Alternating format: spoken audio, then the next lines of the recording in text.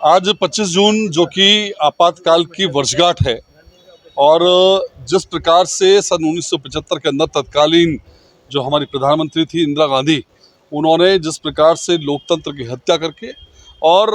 नागरिकों के जो मूलभूत अधिकार और उनके संवैधानिक अधिकार थे उन पर जिस प्रकार से प्रतिबंध लगाया और जिस प्रकार की बर्बरता और यातनाएं उस समय की गई पूरे देश भर के अंदर, और उसके पीछे केवल एक मात्र कारण था कि सन 1971 का जो चुनाव लोकसभा का इंदिरा गांधी लड़ी और रायबरेली से जब वो निर्वाचित हुई तो उनके सामने रहे प्रतिद्वंदी राजनारायण जी ने जिस प्रकार से कोर्ट के अंदर जाकर के इस बात को उठाया कि इंदिरा गांधी ने जो है सरकारी मशीनरी का उपयोग करके चुनाव जीता था। निश्चित रूप से उस पर कोर्ट ने 4 साल बाद फैसला दिया और उनको सस्पेंड किया और सस्पेंड करने के साथ ही 6 साल तक का प्रतिबंध उन पर चुनावी लड़ने के पर लगाया। उसके प्रतिशोध की ज्वाला में जो है जलते हुए इंदिरा गांधी ने इस प्रकार का एक कृत्य उठाया और आपातकाल उस समय लागू किया। जिस प्रकार से उस समय के तत्कालीन नेताओं को जेल में डाला गया, उनके साथ जिस प्रकार की यात्राएं उनको दी गई, यानी कुल मिलाकर के काला अध्याय इस लोकतंत्र के अंदर इंडिया भारत जो कि हमारा मदर्स ऑफ डेमोक्रेसी कहलाता है, और उसके अंदर इस प्रकार का जो कृत्य रहा निश्चित रूप से निंदनीय रहा। और प्रतिवर्ष हम इसको एक काले दिवस के रूप में मनाते हैं और हमारी भारतीय जनता पार्टी की आने वाली पीढ़ी उस समय के हमारे तत्कालीन जो महापुरुष रहे, हमारे नेता रहे, उनके संघर्ष के उस गाथा को वो जान सके, समझ सके, इस नाते हर वर्ष ये कार्यक्रम आयोजित किया गया है। आज हमारे बीच यहाँ पर भारतीय जनता पार्टी शहर जिला अजमेर द्वारा इसकी वर्षगांठ पर विचार संगोष्ठी रखी गई है। हमारे बीच हमारे प्रदेश के मंत्री आदरणीय अजीत जी मांडन साहब मुख्य वक्ता के रूप में हमारे बीच में पधारे हैं और हमने सबने काली पट्टी बांध करके इस काला दिवस को मनाने का जो एक निर्णय लिया और कुल मिलाकर के जो एक कार्यक्रम हुआ, एक आने वाली पीढ़ी को इस अध्याय को समझने और जानने के लिए किया गया। आपातकाल के 50 वर्ष पूरे होते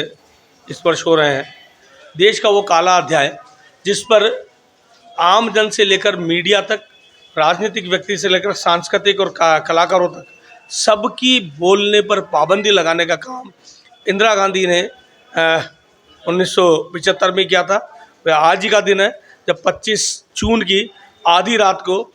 रात होने से पहले इमरजेंसी की घोषणा की गई। इससे पूर्व भी 2 बार इमरजेंसी लगी, लेकिन वो लगी जब राष्ट्र पर संकट आया, राष्ट्र पर हमला हुआ। लेकिन पहली बार अपनी सरकार बचाने के लिए, अपनी सत्ता बचाने के लिए, अपने परिवार को बचाने के लिए और कांग्रेस